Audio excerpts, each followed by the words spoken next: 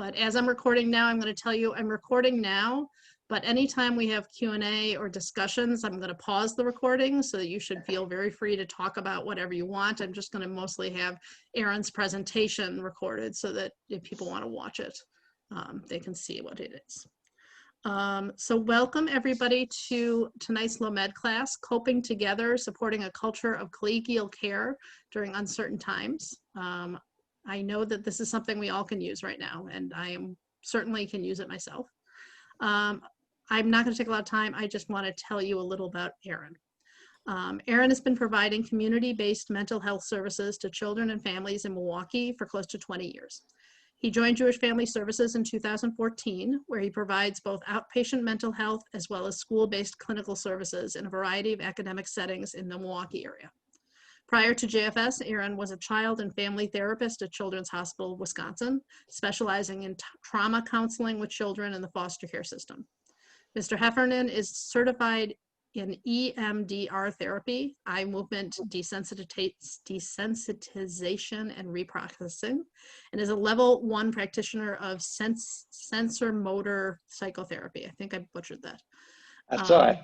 Both modalities are evidence-based, client-centered approaches which tap into clients' own innate capacities for healing and transformation. So we are so pleased that Erin is able to be here with us tonight. And I'm just going to throw it to you. Thank you. Great. Thank you, Tzipora. Thank you so much for the invitation. Is my audio okay? Can people hear me all right? Okay, wonderful. Well, it's really an honor to be here, and I'm really grateful to be invited. As Tzipora said, I'm a child and family therapist for about 20 years. First half of my career was at Children's Hospital, working primarily with kids in the foster care system. So a lot of children with complex PTSD, abuse and neglect, and developmental trauma. And it was really at Children's that I learned about the absolute importance of collegial care and collegial support when working with wounded kids. And it was there where I also learned about the profound impact of trauma on a child's ability to learn. But it doesn't stop there. Equally as important, what these kids taught me was how the brain can change and how a predictable, stable, and attuned caregiver can really make a profound difference in a kid's ability to thrive. And so as it pertains to tonight, I'd like us to have, sort of a learning focus, and, to me, a great measure of a child's healing and ability to thrive is their ability to learn. So I'm married. I have a wife who is a school psychologist in the Milwaukee public school system. She's been a school psychologist for 25 years. And I have 3 teenage children of my own, all in different high schools and all coping in different ways with their learning format, which they happen to be 100% online. So let's just get started. Oh, okay, now it doesn't want to work. Before I advance to my next slide, before I figure out how to do that, maybe it doesn't want to because we're recording.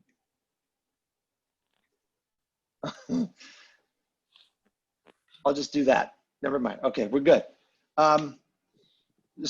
Tzipora mentioned that we are recording, but privacy is something that's extremely important to me. It's the bedrock of my work, and so for that reason, we'll be pausing it when we do some Q&A and some discussion.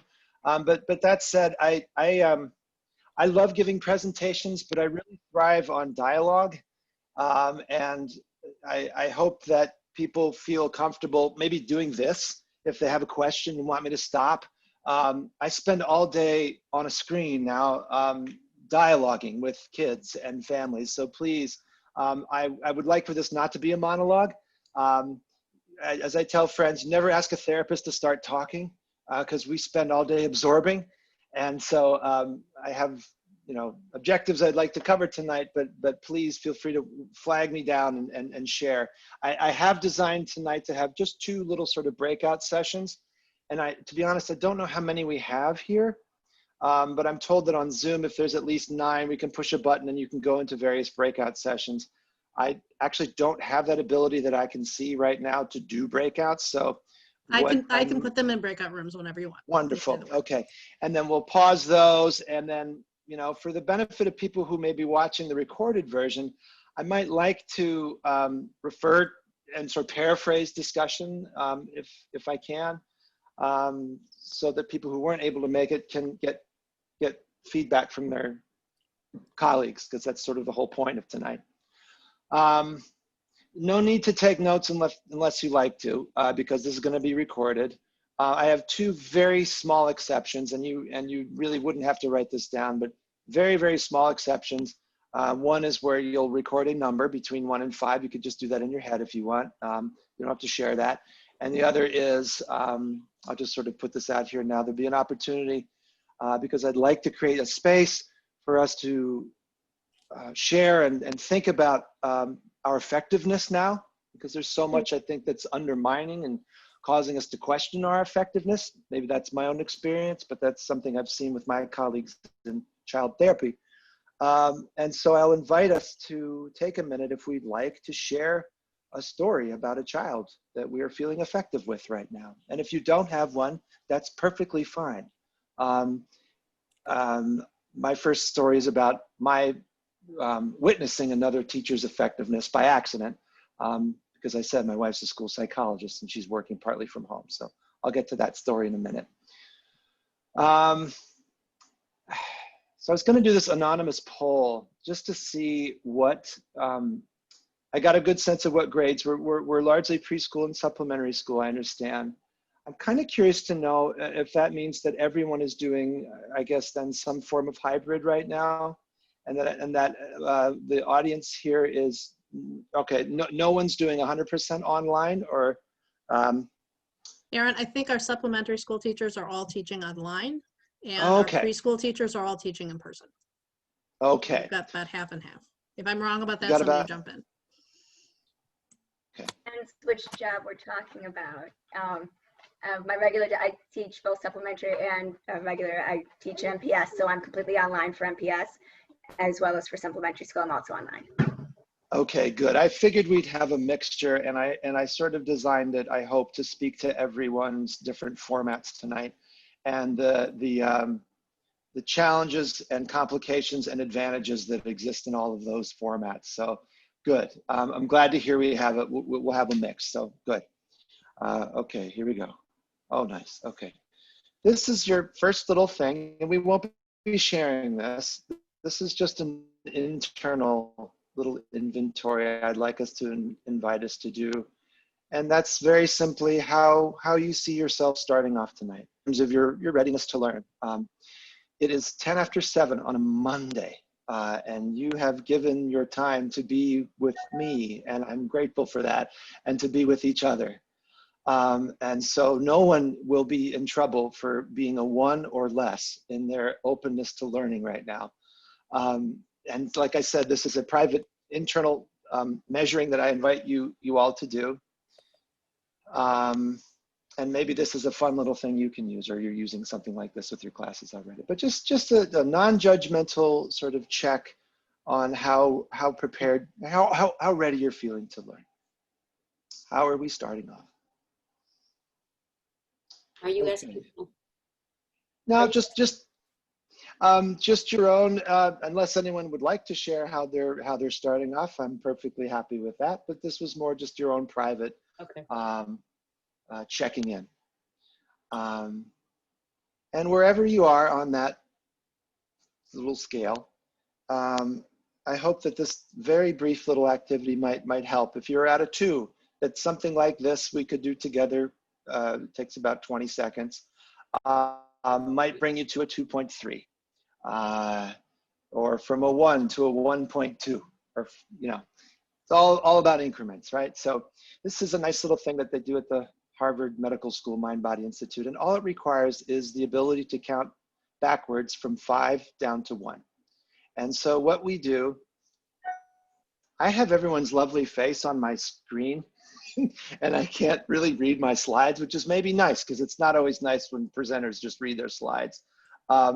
but I don't know if I can move it. But I You like go being on- able to see If people. you go on speaker view, it might be better instead of gallery view. Yeah, that's what's so weird. So I don't really have my cursor. I don't have my Oh, little arrow okay. that moves around. So it's okay. Okay. I'd rather see faces than see my own slides. So, Okay.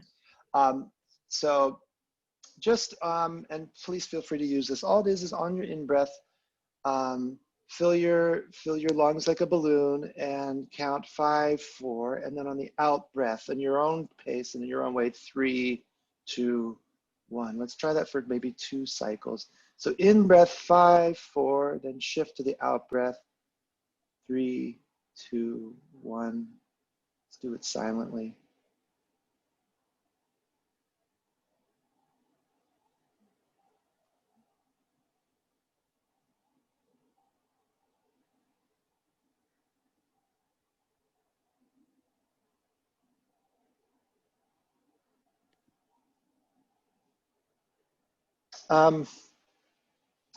I gotta say, it's with a lot of humility and appreciation that that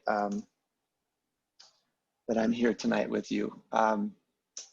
Having 3 teenagers who are in school, and having watched how their brains and their minds and their bodies and their spirits have been changed by their teachers, I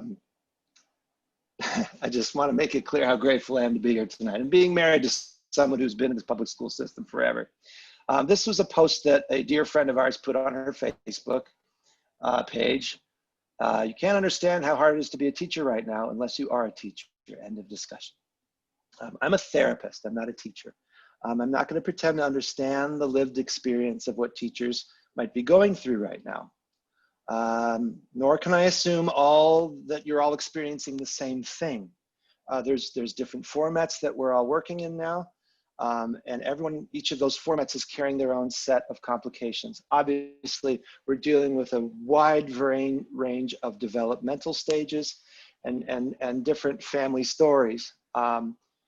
What has guided my thoughts, though, in preparing for tonight, has been feedback from clients I have who are teachers, as well as some dear friends who are teaching, and some family members who teach.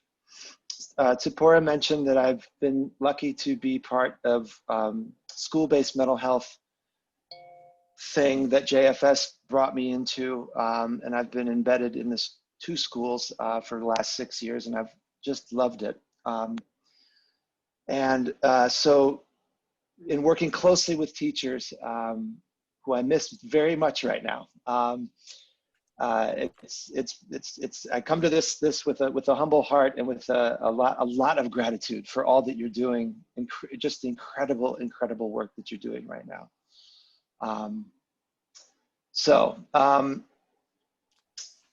It's through these conversations with my friends and my colleagues in schools, and my wife as well, that I've come to learn something that I think is universally important and unique about the role of collegial support in dealing specifically with uncertainty.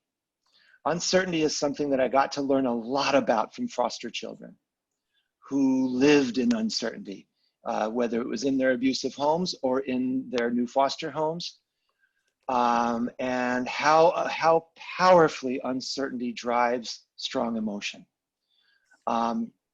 And so that's a big part of my talk. But equally as important, the role of collegial support in dealing with uncertainty, in dealing with a collective loss of normalcy, and even a collective sense of grief right now. So maybe I picked this slide because maybe I think this is therapists and teachers walking together. I don't know. Look at this picture however you want and our journey together during these uncertain times. But that's what came up for me in preparing for this was how lucky I am to be part of a supportive clinical team at JFS and to still be alongside some of the most incredible educators I've ever gotten to be alongside. Okay, so here's our objectives. And maybe someone can help me read the sentences that are cut off, and that would be great. You could support me in that. So my first objective is to discuss what collegial care is. I think what I wrote is discuss the key ingredients of a culture of collegial care and why collegial care is so important now, or vital now. So what is collegial care? What are some of the ingredients? I'd like to speak to uncertainty as what I perceive as the primary barrier to, one of the primary barriers to collegial care, and how to work with that. I'm not gonna pretend that I'm gonna cure that, especially because I'm a complete stranger to you and I don't know what state your collegial care is in your various schools and in your various support systems. But just to sort of introduce this idea of how uncertainty works with collegial care and how we can work with uncertainty to help improve it. I hope to present an opportunity for relaxed discussion, particularly group sharing, where we might be able to talk about how we're coping now. And I think what I said here is experiencing our effectiveness, how we're experiencing effectiveness now. And if we're not feeling we're being effective now, that's completely fine. To maybe have a chance to talk about ways we used to be effective and how we missed that is also, I think, important.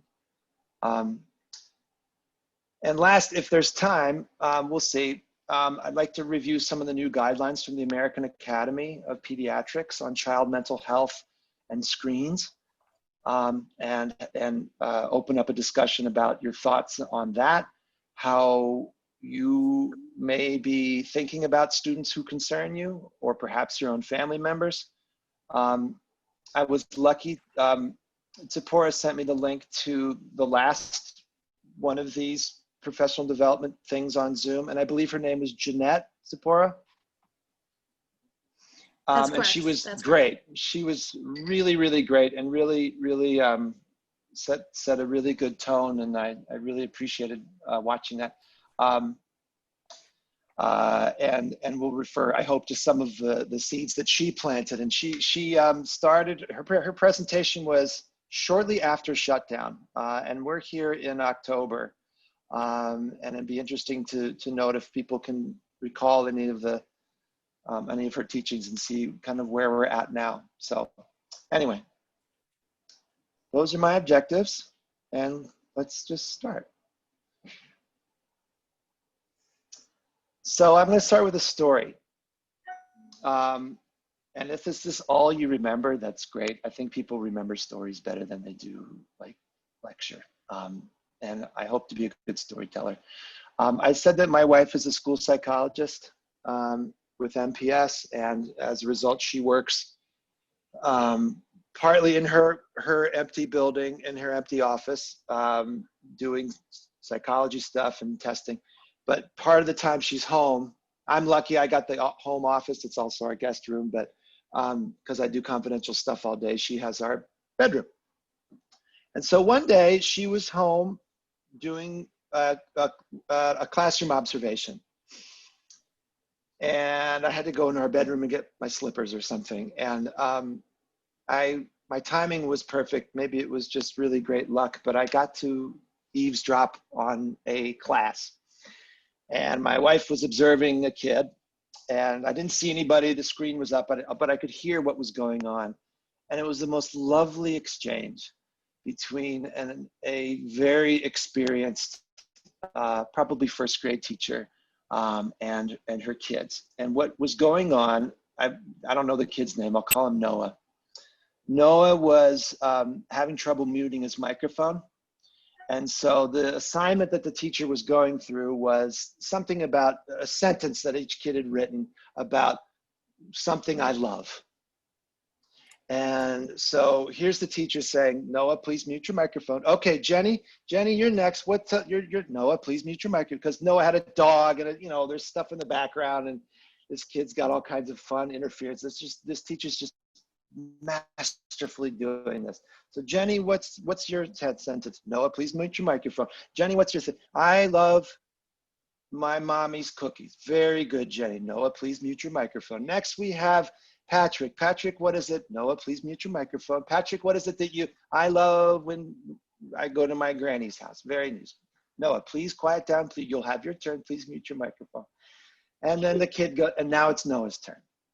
And she says, Noah, Noah, it's your turn. And there's no sound. There's nothing coming through. And she's trying to find Noah. Boom, he takes his microphone up, and in this big, loud, too loud, there's feedback going. And he says, I love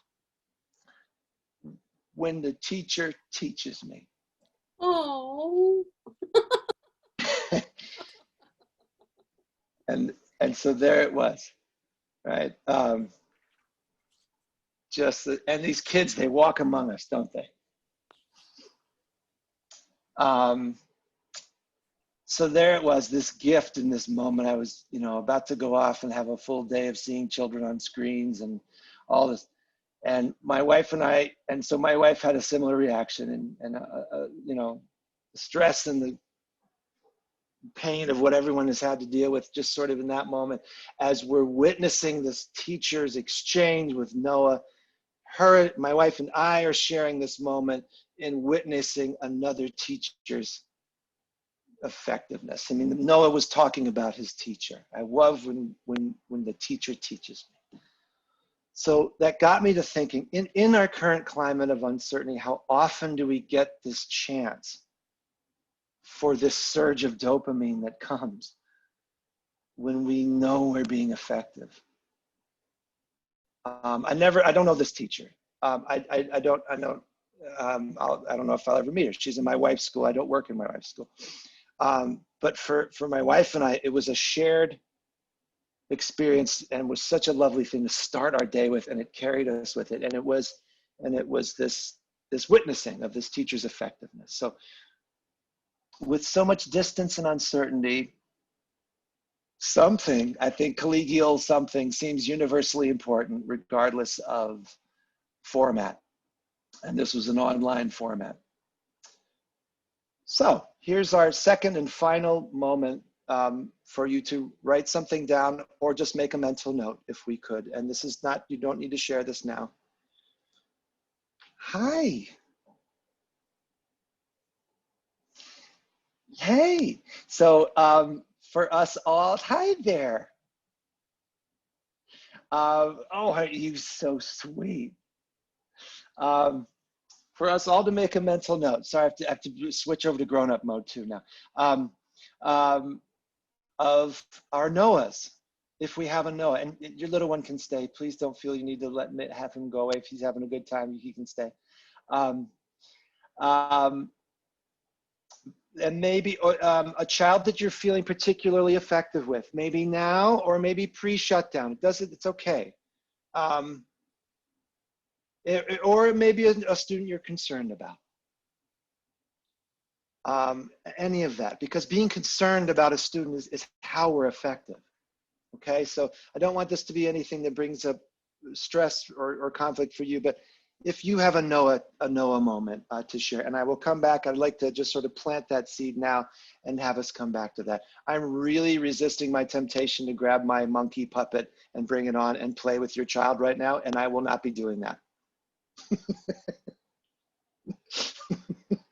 Okay. So what is this? What do I mean by a culture of collegial care? I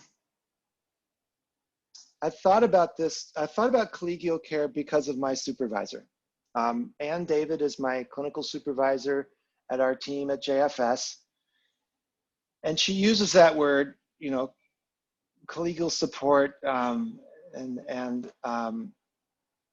in a very caring way. Our team suffered a pretty difficult loss shortly into the pandemic. We lost one of our leaders and clinical supervisors, Michael Luber, and had to grieve as a team together online, and it was just a very difficult loss for us. That I think our supervisor just dealt with beautifully, and saw how important it was for us to stay connected in this compromised way. And so this is largely coming from my own experience. We have a fantastic team at JFS that checks in with each other regularly, and we have regular weekly meetings to talk about students and clients that concern us, but also how we're doing personally. The more I read about collegial care, the more I see it as having a lot of elements of good therapy. Groups that practice collegial care have a fundamental foundation of safety and trust. So just like in good therapy, we can't start therapy until we have safety. We can't process pain or trauma or anything like that until we start with safety. So that's of utmost importance.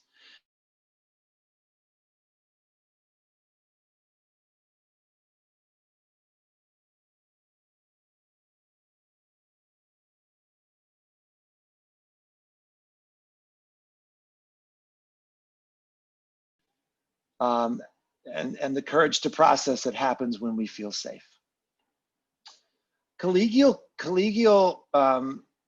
care, just like good therapy, seems to have an organic element to it. It's not something that I've seen in good therapy. When I sense good therapy is happening, a client is telling me it's good, it's helpful. It's usually not because of anything I planned. I have, we make goals and have things like that, but it's often spontaneous and it's often organic, bottom up as opposed to imposed or sort of managerial. I have nothing bad to say about Children's Hospital. I loved working there, but it's a large public-private corporation that cares a lot about its employees. But sometimes there would be what felt sort of like managerial wellness check-ins that I don't know, had sort of a little bit of a detached feel to them. Maybe it's because I'm more used to smaller teams or something like that. And like I said, and Children's cares very much about its employees. But when self-care or collegial care feels top down or sort of prescribed as something, I think for employees it can sort of feel like it's tied to productivity. And let's all do mindfulness and macrobiotic diet, nothing wrong with those things. Let's all do wellness so that we can be more productive employees. We have to be careful about that. I've done presentations on self-care and gotten that feedback before. Why is my organization wanting me to take good care of myself? Is it so that I can work harder, or is it because they really care? So collegial care may be different than managerial, the way that management may be talking about self-care, with no disrespect to management. But I think it happens in a bottom-up way, and good and management that cares about self-care knows how to tap into those organic dynamics that are already there. It has a sense of improvisation and playfulness because of safety that's built in. And there's this relational dance that happens on teams that have collegial support.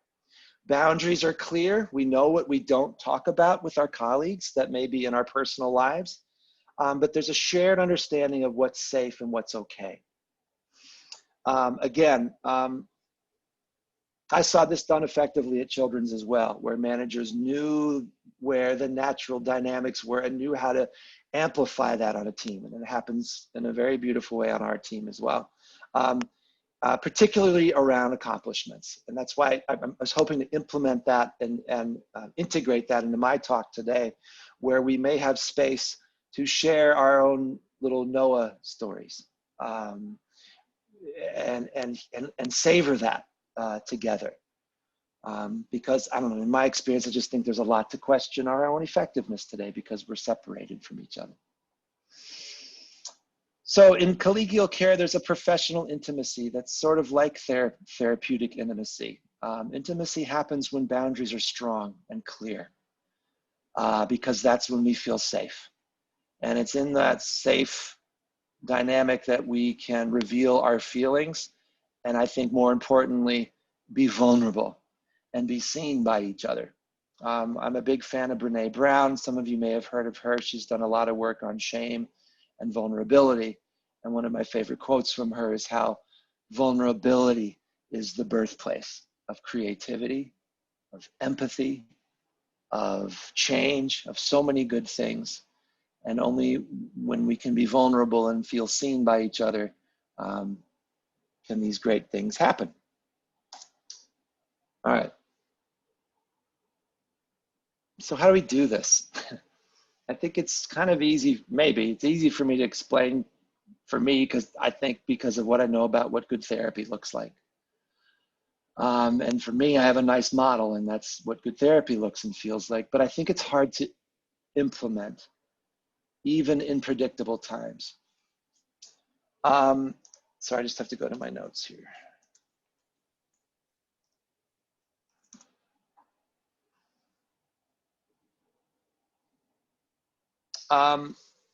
So like I said, I still am involved in school-based mental health, but it's all remote now. But back in pre-COVID times in schools, I witnessed this firsthand, how collegial support would work in a school. And it was quite beautiful and really effective for doing therapy. To get these 5-second, 10-second consultations by the water fountain, updating me on what little Johnny's doing with scissors today. And then give me a chance to exchange with that teacher, because I had permission to do so, what was happening in Johnny's home life at the time. So I saw this particularly with social emotional learning teams that promoted professional intimacy and collegial care. Again, in the spirit of promoting and supporting, mental health in schools. The question now that I'm being faced with, and I don't have it solved, is how to support teachers. I'm offering office hours and free one-on-one consultation, as well as student triage for services, and teachers are busy. I'm not getting a lot of people showing up at these virtual office hours, and that's fine. It's a work in progress, and we're all doing the best we can, because the need is there. Our kids are struggling, not all of them. Some are thriving, but our kids are dealing with grief because their parents are dealing with change and uncertainty, and teachers are dealing with real loss. A boy that I worked with for about a year in one of my placements graduated from the school I worked at, and sadly lost his life over the summer. This boy was known really well in the school, and his death happened during the summer, during the shutdown.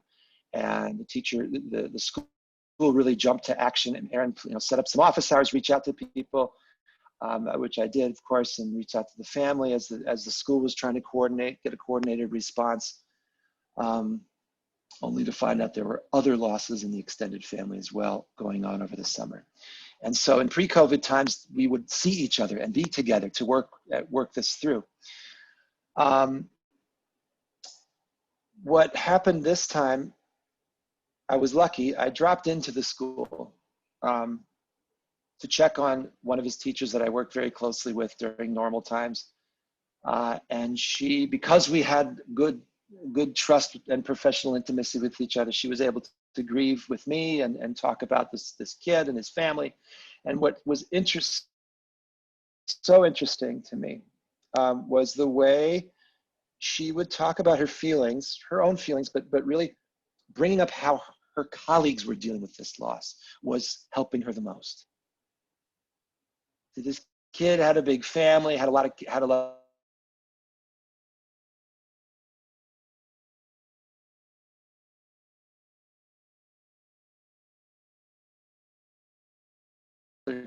family members that went through this school. So, and then again, it's this concern for colleagues.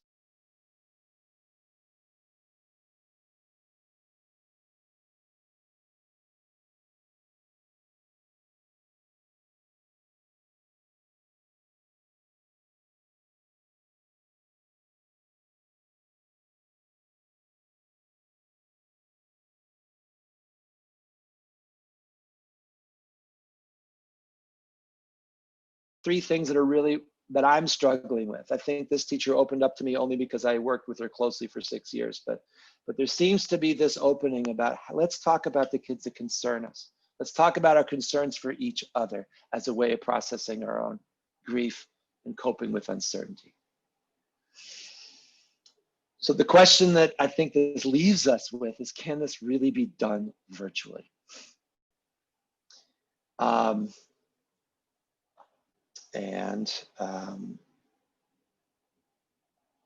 think that's a really good question. I will say that I saw this when I was here watching Jeanette. I don't know her last name. I think she's a school social worker, and I don't know if I've ever met her. And I think Zipporah's no longer on the call, or we lost her or something. But I'm here. I came back. Oh, hi there. She Okay, works, great. So she works at Zipporah, she works at MJDS. It's beautiful. The level of engagement and then the safety that I witnessed in Zipporah's openness to ask the question about the impact of screens on kids. You know, how are we dealing with screen now, as in many homes, you know, screens as caregivers. They're necessary, they're a part of our kids' lives now. And you know, we don't need a lot of data to show there really seems to be a severe and prolonged impact of this prolonged use of screens. So I don't mean to embarrass you or anything or support, but I really appreciated that question in that format. And that's why I wanted to add this stuff on American Academy of Pediatrics at the end of this talk, if we have time. I saw it being done virtually in Jeanette's talk.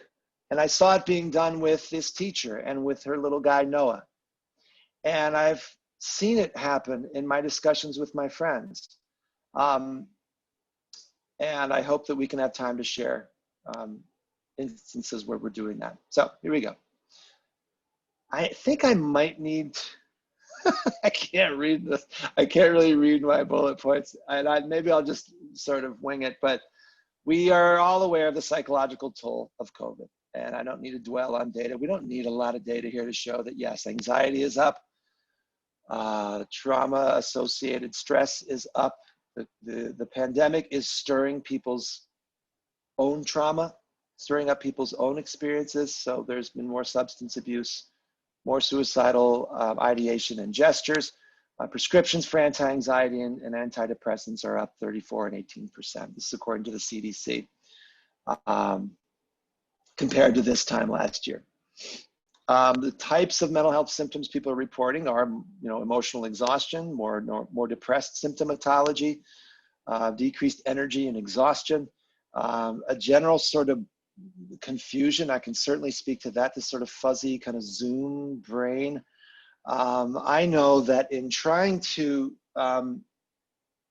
empathize with and connect with a person on a screen, I'm really straining my eyes to notice subtle changes in facial expressions and in tone. And that's exhausting and contributing to my confusion, certainly. So loss of sleep and increased anger, guilt. This is based on a survey of employees that was done. Child mental health, the child mental health data as of now is actually a little bit sparse according to the American Academy of Pediatrics. What is clear, certainly survey data that I'm going to show in a second supports increased depression and anxiety in kids. What's very clear is data on domestic violence. The most conservative estimates are saying a 10.2% increase in domestic calls, domestic violence calls. I think, does that say since March? I don't know the date of that. 10.2% increase in domestic something. I guess, is that since March 2019, in March, okay. Which translates to 1,400 additional cases a day. Okay, so we don't need a stitch of data more to show us that, you know, obviously the impact of domestic violence on child trauma and child functioning, readiness to learn is going to have just a huge and profound impact. So the data we have on domestic violence is very clear, and we all know anecdotally and talking to each other. but student mental health is also just, based on surveys. This is from a company surveying high school and college students. 80% of college students reporting COVID-19 is negatively impacting their mental health. 74% of college and high school students having trouble with routine. 20% of high school and college students saying their mental health is significantly worse. So alongside this, I think pandemic and mental health, this crisis in mental health that the pandemic is creating, we have this collective sense of uncertainty, a collective loss of normalcy that absolutely has to be acknowledged and I think addressed courageously together in order to generate collective coping in a very unique way, a new and unique way that's going to draw on historical strengths we have as groups. We have to do this together, and we have to do this bravely. And this is going to happen, I think, by supporting a culture of collegial care. All right, Aaron, so a little bit. Can I yeah. jump in with a question? There's a question that came out in the chat. That if somebody is aware that their teachers are feeling a lot of stress and anxiety, and they feel it from the teachers every day, and the teachers come in happy and ready to teach and because they're dedicated to the kids, but they feel the anxiety, and how they can reach out and help in that situation. So this is one teacher feeling the stress and anxiety in another colleague. Am I understanding the question? I would say that depending on the relationship between teachers, if there is a history of support, that reaching out with, hey, here's what I noticed, is a good start.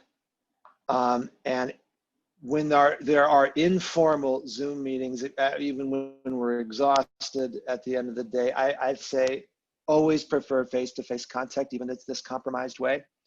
Just about always, it's going to be better than over the phone. But I think teachers, are the best situated to be reaching out to teachers. Sure, consider a referral for therapy. Absolutely. I have teacher friends and teacher clients who are in therapy right now, and I'm honored to be serving them. So to consider, a call to Jewish Family Services for teachers to get their own help, certainly. But for that colleague to reach out and let them know in a respectful, obviously in a respectful and caring way, what they notice. Here's what I see. And yeah, to call Jewish Family Services, or if to check their insurance to get their own provider.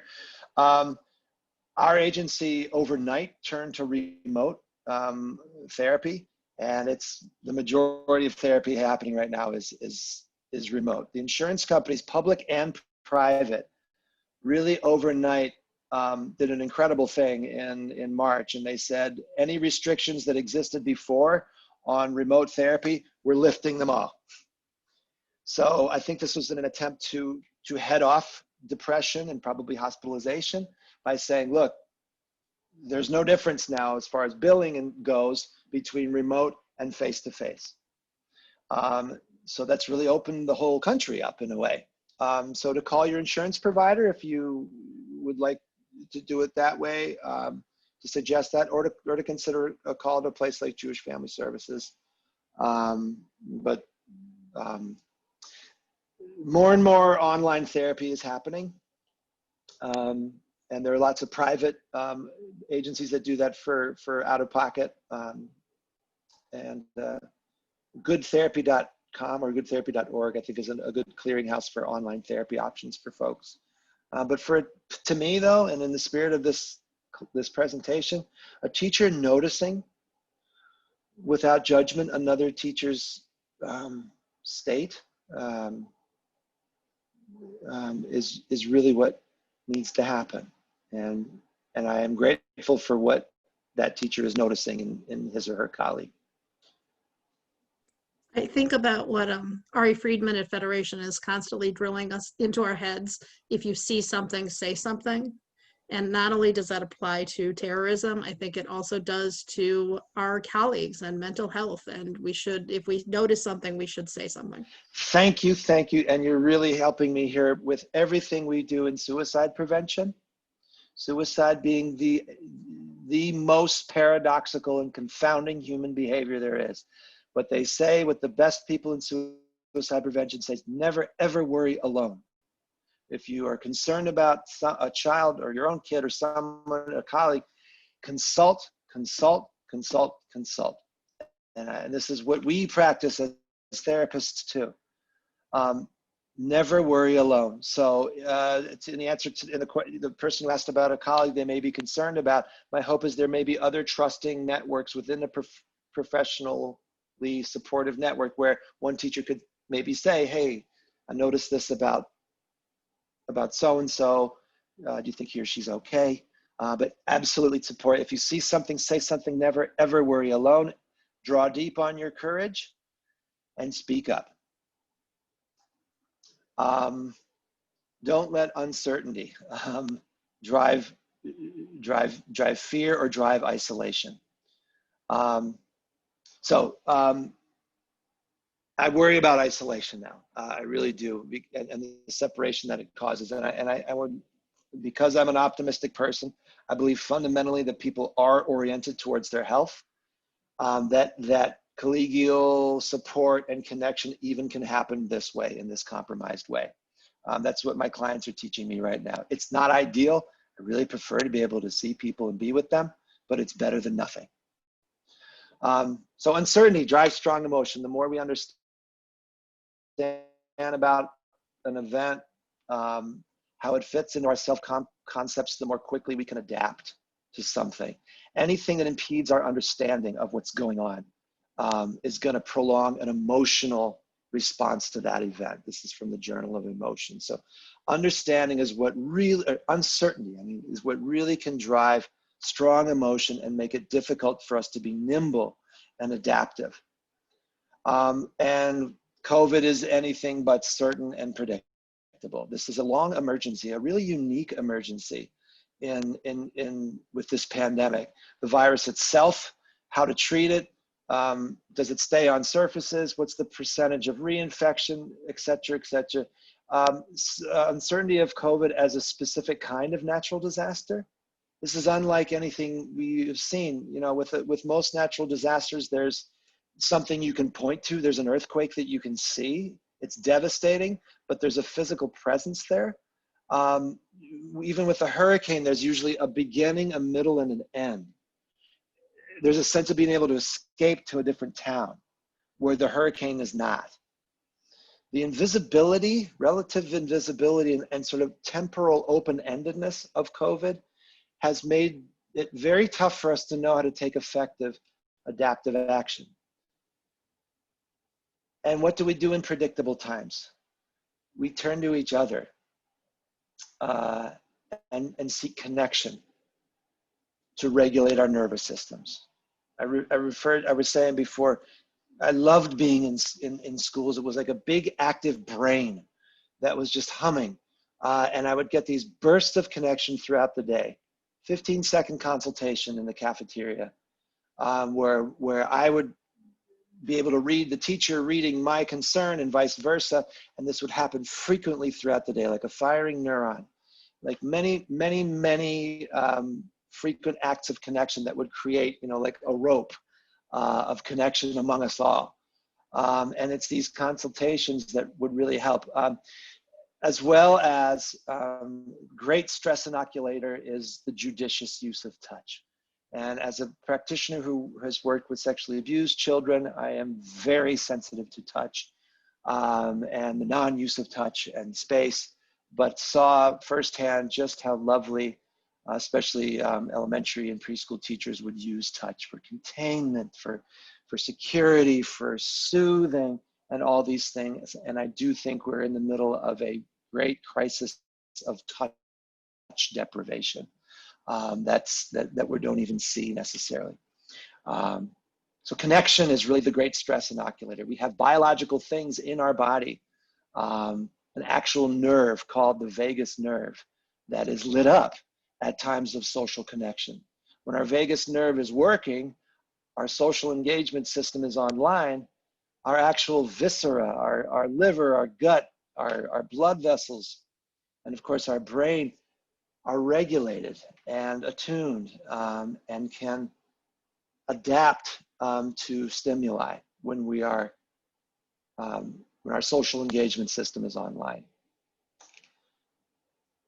And as teachers, we all know this.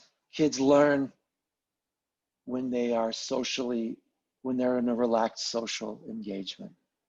Learning doesn't happen when a kid is hypervigilant and scared and immobilized and defensive. Then kids don't learn when they are shut down and depressed and dissociative and tuned out. Learning happens like this picture, when there's a volley between student and teacher feels the students feeling his joy, and it just sort of goes exponentially bigger. So learning happens when we're in this sense of relaxed social engagement.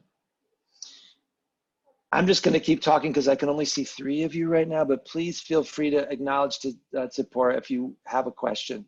And I'd be happy to stop. And it's anything at all that might be feeling relevant here. You can throw your questions into the chat, or you can unmute yourself. Oh, great, perfect. So I love the work that schools and the social emotional learning people and the mindfulness movement is doing about this thing that we call self-regulation. But I'm also a little wary or maybe even skeptical and careful. It's not when we're teaching children self-regulation. It feels funny to me to think that we should have them go over there and mindfully breathe by yourself in isolation and independently regulate your mind and your body. The best researchers on this and the most effective foster parents that I've learned from know that our capacity to self-regulate and self-soothe comes because of the relationships we've had. Feeling safe and cared for by another person expands our tolerance. So when we're asking a kid to mindfully breathe or visualize a beach or hear the waves, what the neuroscience says is we're really just lighting up those parts of the brain that were held and nurtured and cared for and attuned to in subtle ways that we're nurturing. And so I think this is an important thing to say. I'm a big fan of mindfulness and the idea of teaching children self-regulation, but I'd like to remind us that we're really teaching them co-regulation. We are lending them our nervous system in this relational dance when we're engaging their social engagement system and preparing them to learn. We use co-regulation to describe how we something or other. I don't know, how we carry the support of another person. Okay, so even when our teacher, even when our loving parent is not physically with us, even when our loving caregivers are not with us, we carry this internal community with us. And I think this is vitally important when we think about collegial support. How do we access our internal community during times of uncertainty? The ones who were our benefactors, the ones who care for us and nurtured us and cheer, and we know are still cheering for us, whether they're with us physically or not. Co-regulation doesn't stop, it doesn't expire when you become an adult. And we know this. We have data that says that co-workers turn to co-workers. Workers turn to each other. They turn to empathetic managers when they need support. If you're going to talk to somebody about your mental health concern, who are you going to talk to? It's not going to be a subordinate or a student. That's great. You're going to talk to someone who's near you. And so we need co-regulation too to be effective. And again, how do we do this now? Connection, physical touch, subtle attunement, that relational dance, like the joy of holding a cat that may or may not be trying to get away from us, but knows that we're there. Sorry, that was just lovely. um, um, how do we do this? If these things are obviously important, right? How do we do this as colleagues? We can't reach out and touch each other physically right now. These are so important for stress, for dealing with stress, and promoting relaxed social engagement. I'm here to argue that we can do it, that it's possible. And I'm blessed to be with teachers now who are some of the most creative and incredible innovators there are. And in some of my research here, there were websites that talked about actual physical things to do for practicing co-regulation online. So here's a little, this is a cute little URL that you can go check out. Memes and things like that for checking in with your class to promote self-regulation. I'm not going to go into that too much right now, but I'm coming up on our breakout session here that I'd like to put out to offer an opportunity for us to talk about our effectiveness and maybe provide a window into some co-regulation after a long day, after a long Monday. This was inspired partly by a walk I had with my friend who was an English teacher in a public school system. And I asked him this, I said, you know, I've been asked to do this thing for teachers. And I said, I really feel strongly that co-regulation and collegial support is so vital. And I said, you know, I'm trying to get a sense of whether this can really be done. Can this be done among teachers? Can this really be done among students? And he said, you know, it sounds like a good topic. As an English teacher, he appreciated that it had an alliterative title, creating a culture of collegial care. And I said, you know, do you have any examples? Do you have a Noah story? And he said, for his experience, it wasn't so much in the large, fully online classroom, but in office hours, that he will get a student in talking about their paper to open up about their home life, or open up about being depressed. For him, in his experience, it was in the one-on-one of his office hours.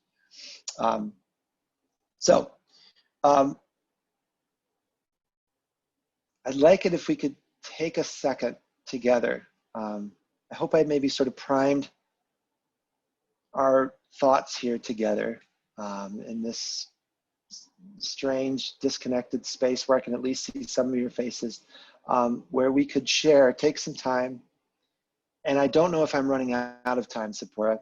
It's 8 o'clock now, and I can go past 8, but I also know people have families and people are in various degrees of supper, possibly. I know I am. So I can keep going. I haven't talked about the American Academy of Pediatrics stuff, but maybe we could do this breakout session and then sort of see how we're feeling.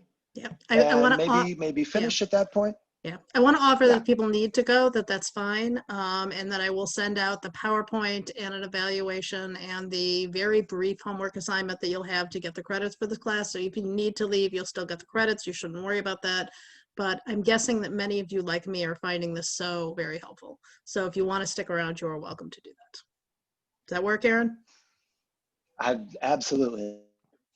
I'm more than happy to stay together. So to take a minute and either think now or even pre-COVID about maybe an effectiveness story that you might have, a Noah for you, your Noah, one of your Noahs, and even in a way that is maybe seems small or mundane. It matters that it mattered to you. And you have many Noahs. Okay, there's many ways to do this exercise, right? But just which face maybe comes to you now, and maybe it's one of your own kids. That's perfectly fine here too. I'm interested in how you may have reached them, either now or pre-COVID. And if you could maybe, Zipporah, activate the breakout session. We're all set. I'm going and just put you in the let's room. just tell story. Yep. Just a reminder, I'm going to pause the recording now, and you are not recorded in a break. Are we recording again? We are recording. Okay. Welcome back, everybody. Please, if you need to go, I'm not offended, and Sephora already put that caveat in there. So we have a little more material to go over, one more breakout session, but while we're recording now, wondering if anyone would be comfortable sharing what you talked about in your breakout sessions. Tzipora said that maybe just put it on the chat if you'd rather we push pause. I'm sort of torn because people who will be watching this recording might benefit from some things you might have to say, but safety and privacy always comes first. So maybe just a discreet message to Tzipora to pause the recording if you'd rather we pause the recording.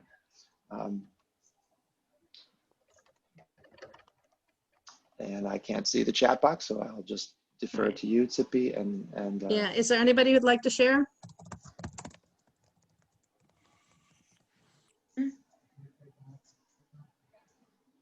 Aviva, you got something? Are we Maggie? Oh, sorry. are we sharing stories? Yeah, anything you'd like.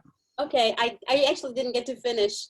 I was sharing the story that a number of years ago, I had a corneal ulcer, and my eyes looked like a frog's eyes, and so I had to cover it up to protect it, plus protect other people from, you know, running away from me. And at a certain point, I was able to go back to school, the Hebrew school where I teach, and at the hospital where I work, they gave me an eye patch, and it looked like, you know, like on TV you see, you know, I don't even remember what they're called. It's black and it's really kind of eerie to look at it. So I went to school and I was teaching, and I noticed that all the children were quiet and they were sitting in their seats and they looked like they were really scared. And at a certain point, I asked them what's going on, and nobody wanted to say anything. And I said, are you guys afraid because of the way I look? And they said, yes. And so I said to them, I said, I have a feeling that I'm ready to take this patch off, and I think it's going to be okay. And I really knew that it would be okay. So I took the patch off, and I said, okay, I'm back to myself. Look at that. You know, my eyes are working again and I can see everybody, and it's wonderful. So the kids continued, you know, to do the learning, but I noticed when I turned to the board that all of a sudden some noises happened and somebody was doing cartwheels, and we were back to the same old stuff that the kids were doing. And at a certain point, I started to moan and groan, and I put my hand on my eyes. And I said, oh my God, the pain is back. Oh no. And I start to scream, and I'm going, oh my God, it's coming out. It's coming out. Help me. And the kids were like screaming and like stopping. And all of a sudden I said, oh my God, it popped out. And I threw it up in the air. And everybody went running. And then one of the kids caught it. He said, gross. And he threw it up in the air, and somebody else caught it. And all the kids were freaked, and all of a sudden, the child who caught it was this child who had major, major, major issues. And I've been trying so hard to connect with him. And he said, it's just an eyeball. And it's the kind where it's a ball and the eye moves. And he was showing it to everybody, and everybody said, oh my God, are you so cool, you caught it. And I said to the kids, I said, I have a deal for you. I have 30 of those. I will give one to each one of you as a consolation prize if we can get this work done in the next 2 weeks. And everybody said, yes, yes, yes. So this guy is walking out of the classroom with me, and he put his arms around me. Now, he's got major psych issues, and this is like a whole new thing. And he said to me, Aggie, everybody knows that everybody has 2 eyes, not 1. He said, I want 2. And I said to him, you know what? You can't tell anybody.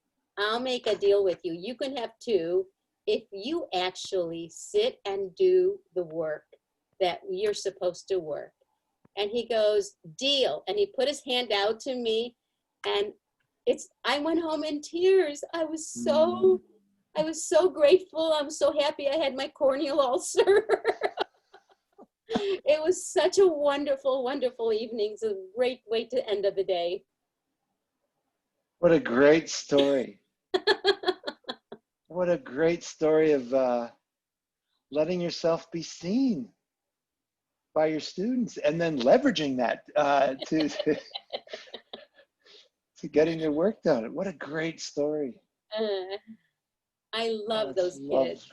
Oh, yeah. Yeah. We need them as much as they need us. Yeah. Thank you. Thank you so much for sharing that. Does anybody else have anything they want? I have waiting on 1 second. There's a monkey who says hello. So, when you say hi? Yeah, I know you like people. So this year I teach in MPS, and I teach 4-year-olds, K4, and we're completely virtual. And it's hard teaching 4-year-olds in general, but virtual is really hard. And I don't have a big class this year because a lot of parents decided that you know, K4, you know, since it's not mandatory, they weren't going to send them. It's hard enough to be virtual, things like that. So I have a very small class, and I have a little boy who would spend his entire morning and most of the afternoon wrapped in a blanket, sitting on his chair, and all you could see were, if you're lucky, both eyes and nose. And sometimes you could see his mouth if he, you know, if I asked him to move the blanket down a little bit so I could see the rest of his face. Didn't talk, barely would nod or shake his head. Sometimes thumbs up, thumbs down if I really was begging for something. So, but yeah, never really anything. I'd get through Class Dojo, Mom would periodically send me a message, you know, so-and-so, he's in the bathroom, that's where he went, you know, he didn't just disappear, things like that. And we had parent-teacher conferences last week. And my very last one of the evening was this boy's mother. And the first thing she says to me is, "Thank you so much."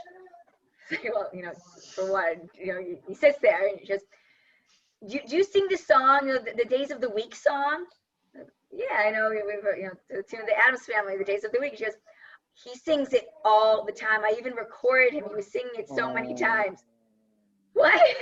Oh, yeah, and also, you guys are working in the number 3, right? He's been telling me all about the number 3. And he likes this song called Chili Chili. Oh, yeah, we have a Go Noodle song, you know, Chili Chili. Yeah, it's his favorite song. And she's telling me all these things that he loves with the class, including my mom, who's a volunteer, you know, reads. And apparently, as soon as class ends, he just spills everything.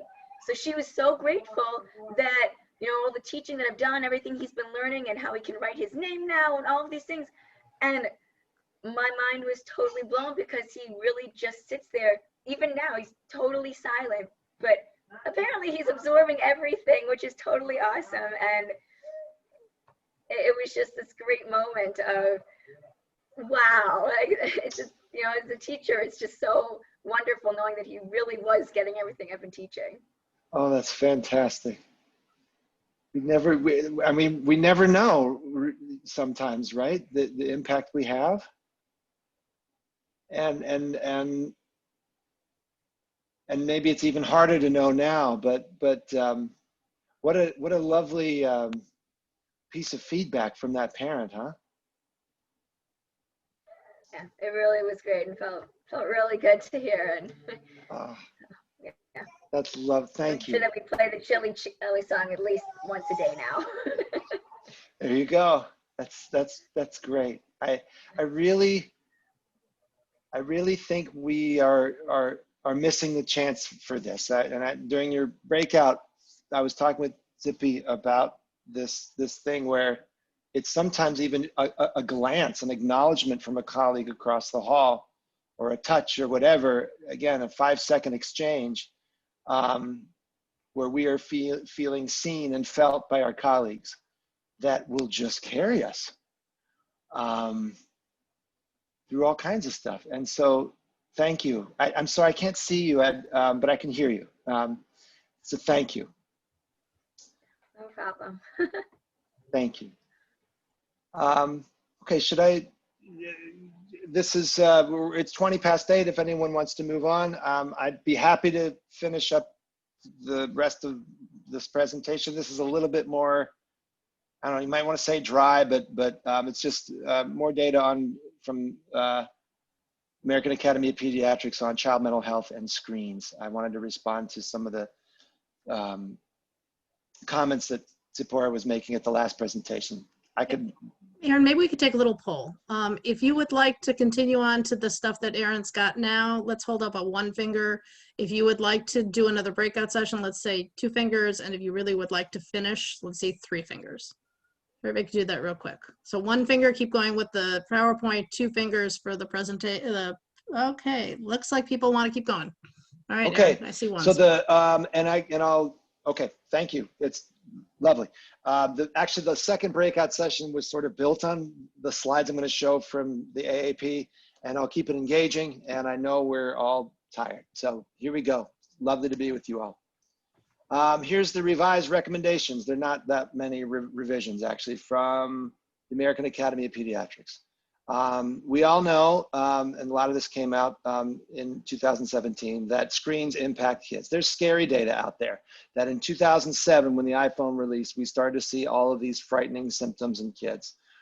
Drop in socialization, no rush to learn how to drive. Again, people who pay attention to this kind of stuff, seeing when smartphones started to get smarter, we started to see some real concerning trends. Loneliness, increase in depression. Again, around 07 when smartphones were really getting smarter at the time. I presented this data at a large public school in Brown Deer. And again, iPhone is released in 07, kids getting less sleep. Some frightening trends between hours of internet use and depression symptomatology and suicidality. When I presented these charts in Brown Deer, there was a great reaction from the students who were there, and they were irritated because they were there with their parents, some of them. People have disputed this data, and that's the whole point. Get teen talking about this. People who are watching and paying attention and making graphs about the correlation between child mental health and screen usage are really alarmed. So we're not telling you to put your phones away.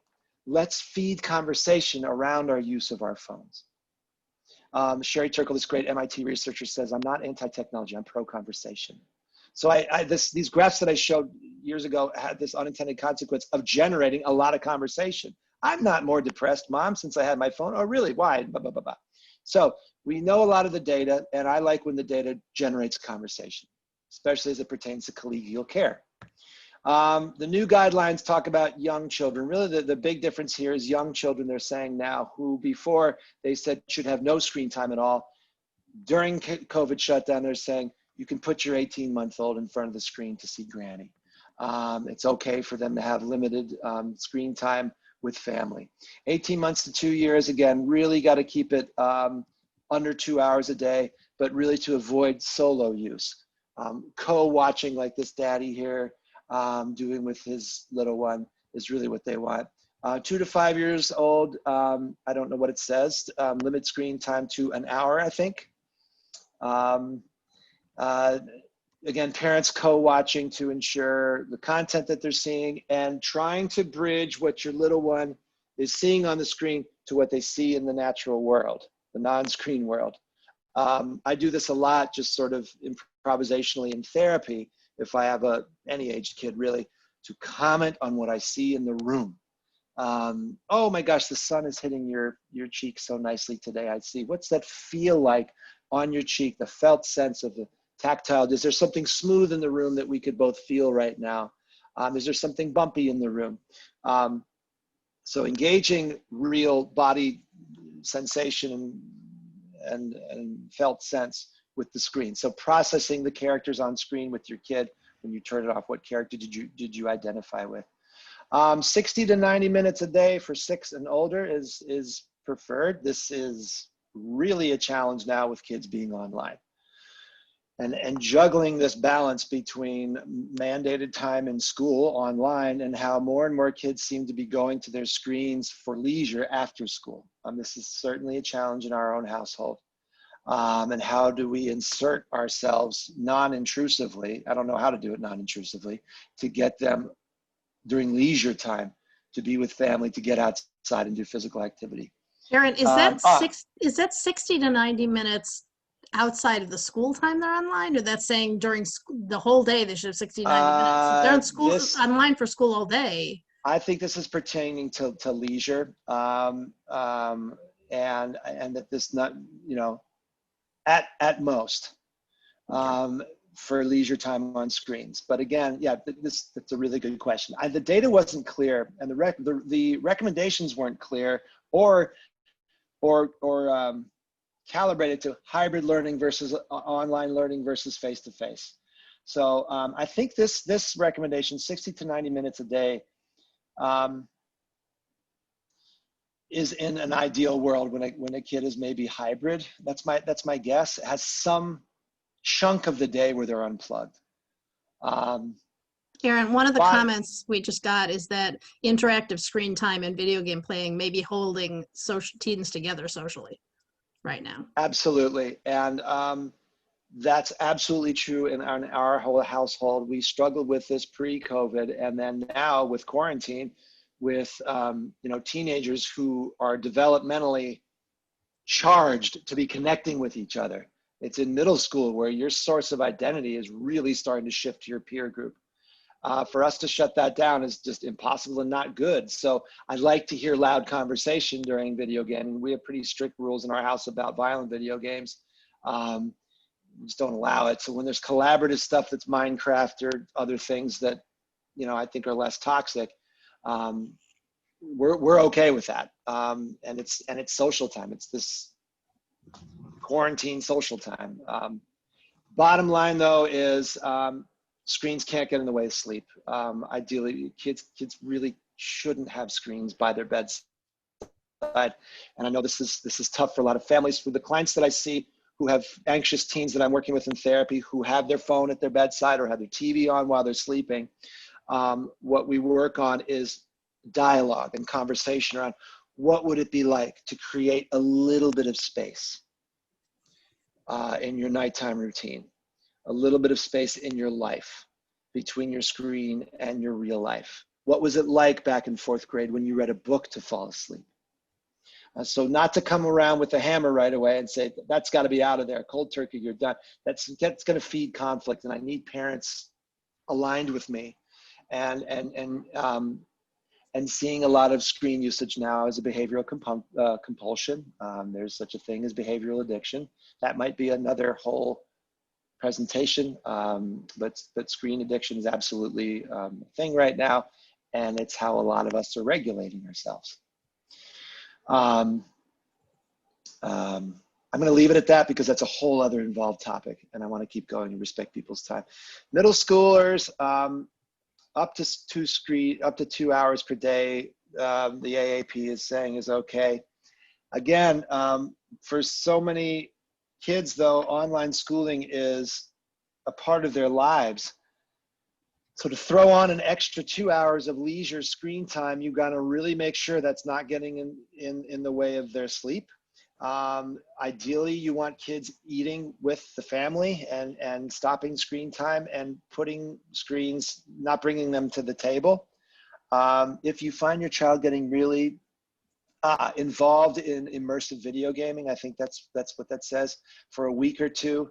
Again, gently in conversation, trying to create that space. One suggestion I could make, if you're concerned about compulsive gaming or something like that, is to have conversation that your child might have about concerns they have for their friends and their friends' gaming patterns and their friends' exposure to inappropriate material. Is one way of starting that conversation. Help your children understand something about balance, probably, that spending too much time doing any one thing. Okay, this is a developmental task, obviously, in middle school and high school, is creating balance in their lives. So you, as the tuned parent, a tuned teacher, will be the one to engage in discussions about balance. Obviously, limits are still critical. We can't let screens interfere too much with reading, reflective downtime. This is a real struggle, though, especially for us, where screen times becomes leisure. And you know, my wife and I really try to practice our own relationships with tech, which I'll get to in a minute. But when kids can turn off tech themselves, you want to make a big deal of that. That is them practicing their own habits, their own regulation, and applauding that. How they modulate the way they interact with screens is really, really important in middle and high school. And so your attunement and noticing of that is a big deal. Avoid exposure to devices before, okay, so all the research that says it's that blue light that gets emitted by these things. This is my ancient iPhone 6 that I don't keep by my bedside but when I'm on call, it's by my bedside. And when it's by my bedside, I'm reading the news, and I shouldn't be reading the news before bed. Most of the news right now is crisis driven and negative because positive news tends to move slower. And so these journalists are all stressed too. So their headlines just grab you. And so I'm having to be disciplined about my own media use before bed. But the blue light, we probably all know, the blue light that's emitted by these things sends powerful message to your circadian rhythms. And these bundles of light, these photons that hit your eyes, send a very strong message to your brain that the sun is still up. And so 60 to 90 minutes away from the blue light gives your brain the time to start to do this and then this, so that you can get to REM sleep quicker. So you're gonna have all the research that is so clear backs this up, that bright blue light. So if you have to be on your phone or your tablet before bed, this is for kids and grown-ups, put it on a different screen setting, turn the brightness down, or iPhones, a lot of them have this nighttime setting on it or something, because they all want us on their phones as much as possible. So that you can even get glasses, I guess, to filter the blue light. But to really, yeah, to look at that and to adjust your brightness if you have to be on your screens before bed. These are little things, and dialogue with your kids about this. Eye strain right now is a huge deal. One of my colleagues has a close friend who's an optometrist who says, drink a lot of water if you're on screens all day, and let your eyeballs click up and look at the vegetable garden outside, or a tree, or organic material out there. You know, how are your kids and your students doing that is critically important. I don't know what this last thing. Discourage entertainment media. Oh yeah, this is tough, and we are constantly struggling with this in our own family. Our kids are online all the time, and how easy and tempting it is to click over to entertainment media or games when you're supposed to be in class and when you're supposed to be reading. Go Guardian is a website that we're looking into now. The teachers have used that monitors screen usage, and I think parents can control it remotely. Not that I'm trying to set us all up to be micromanaging tech wardens, but these are apps to consider. I'm sorry, I'm not jogging my memory about this last point. Discourage media and preserve offline experiences. Offline experiences, connective, relational experiences that are organic and improvisational, that help us process difficult experiences and heal. All right, some of you, this thing is actually pretty cool. And I'm past time, so I won't click on the link. The family media use plan, the AAP came up with this thing. You can tailor this to your family. You put your family name in, you put each kid's name in there, and you can decide which are no screen-free zones. You can bring up some guidelines as a family and as a dialogue. Ironically, looking at the software on the screen as you put together this family media use plan. This was a big part of their revised guidelines, is to engage in discussion as a family. I'd encourage you to look it out. We haven't done this yet. I haven't presented it yet, but I think it would be worth our time to look at as a family. Each kid has their own little media plan as it fits in. It's interactive and it's cool. Again, this will be in the recording if you want it, but just go to American Academy of Pediatrics Family Media Use Plan. Some kids are using social media for good, and I don't know if we'll have time to process as a group. I'm sorry, this is like my second to last slide. There's some incredible things that kids are doing with social media right now. This Blue Lines, whatever it is a little girl whose father is a policeman. And she's worried about kids who've lost their parents, who are cops and who died in the line of duty. So she makes clothes for teddy bears out of their parents, the fallen parents' uniforms.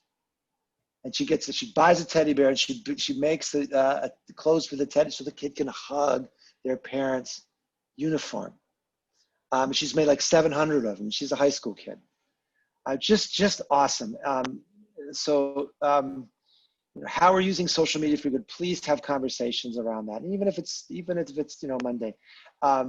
Common Sense Media, we're a big fan of that. It's a great website for looking at games, looking at movies. It's incredible on Common Sense Media how often parents will say this movie is not affecting my kids, and how kids say, don't let your 13-year-old watch this. Kids are much more conservative on Common Sense Media in their reviews of movies. It's fascinating. Okay, I've gone over your own media use. My breakout session here, we don't have to spend time doing this because we need to get back to our families, but hoping that we could have a discussion about kids, tech, and COVID. Thank you for your time. It was really a pleasure to be here. I want to leave you with some cute pictures of animals connecting so that I'll be associated with things like connection. Isn't that cool? That's 2 trees outside of a hospital. I want to throw one more thing out here before you finish out. I put it in the chat, but if any of you have not checked out Tiffany Schlane's stuff, she just wrote a book called 24/6. Really interesting book. And she talks about, she is Jewish, but not at all religiously observant. But for the last 11 years, she and her family, including her kids, have had 1 day a week of a tech Shabbat where they don't go on screens. And she talks about how much it has changed her life profoundly. I will say also, I worry less about my kids and screens because I know that they shut down 1 day a week. So she's got a website. She's also a movie maker, and she makes all these short movies. She's the one that made the one about the Barbie doll, like in Judaism, Jewish identity, the Barbie doll. So anyway, I would definitely check out her website. The book's coming out in paperback tomorrow. I actually heard a speech by her today. So she's really Could you good. give me her name one more time? Yeah, it's Tiffany Schlane. The website is www.24 and then written out 6life.com. It's in the chat. You can take a look at it before you log off. So she's very good. Cool. And I want, on behalf of all of us, time. to thank Aaron, because I think this was just amazingly useful and helpful, at least to me personally. I hope it was to all of you. And any last questions for Aaron before we all head out? Thanks for your time, everybody. Great to be with you. All right. Thank you, Aaron. Thank you. Thank you. Aaron. Thank you.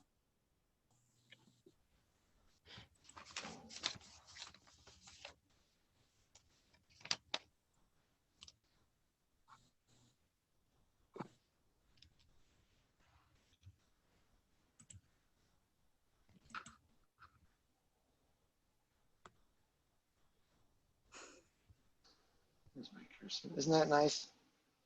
That's awesome. It's kind of cheating, right? Just to put I like to be associated with these pictures of mammals connecting. So anyway, nice to be with you. I'm just gonna say goodbye now. Thanks, All right. everybody. Thanks, Aaron. Thank you.